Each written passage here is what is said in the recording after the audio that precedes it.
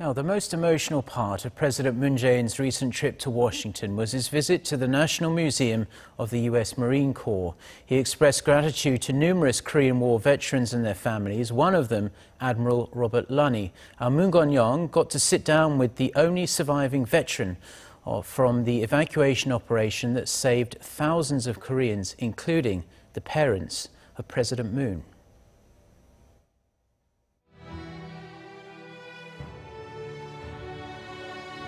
He said, I see thousands of refugees on the beach, and he said, I can take my ship in and save as many as possible.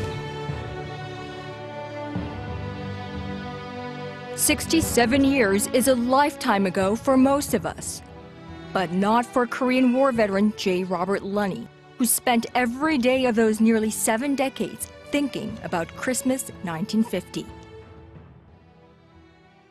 Robert Lunney had just turned 23 in December that year, an enlisted Navy man who found himself aboard the SS Meredith Victory, ship employed to carry supplies for U.S. servicemen during the initial months of the Korean War. Now 90 years old, Lunney remembers that day as if it's yesterday. They were streaming by the thousands into the port of Hungnam, because at that time the Chinese had cut off all of the land routes south. We were totally encircled by the Chinese, and we were the last ship, and they drove by the thousands to the shore, to the beachhead at Hungnam, waiting to be saved. On the afternoon of December 22nd, in gale force winds and swirling snow, Admiral Lunney and his crew began to load tens of thousands of refugees from Hungnam, North Korea, into their cargo holds. And we had to weather the cold winter and the trip south through the minefields out of Hungnam.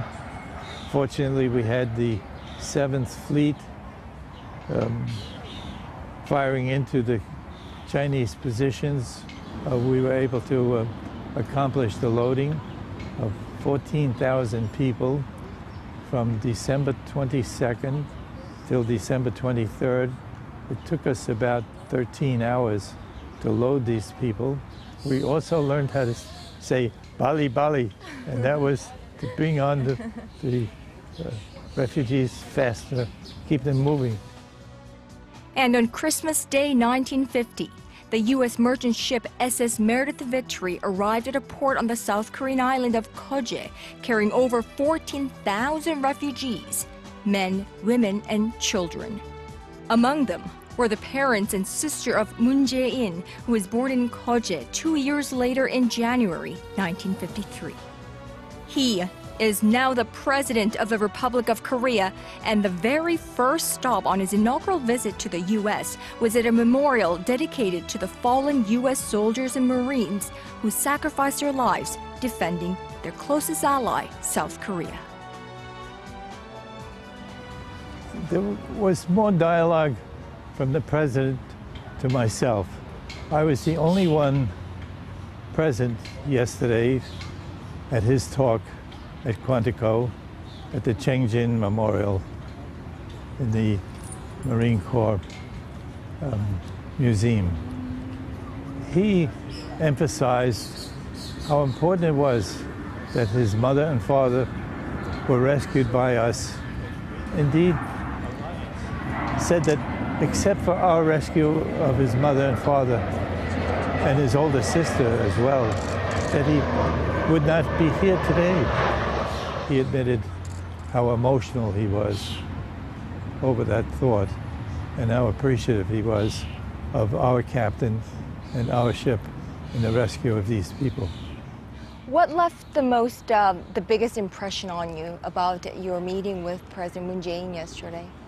The greatest impression I had of a man of his stature was how personable he was, how easy it was to relate to him. He had a quick smile. He spent as much time with each of us that served in Korea and listened to expressions of our gratitude in meeting him. For Lunney, the meeting with President Moon helped close some old wounds we can't see. But the 90-year-old veteran still remembers the war that never truly ended, a divided nation still in conflict today. I have always hoped in my lifetime and expressed that even when I was in Korea, to see the unification of the Korean people. The people in the north and the people in the south are Korean people. When I looked out at them, I did not see a communist or an anti-communist or a North Korean or a South Korean or friend or foe. I said, all I see is Korean people. Moon Connyoung, Arirang News, Washington.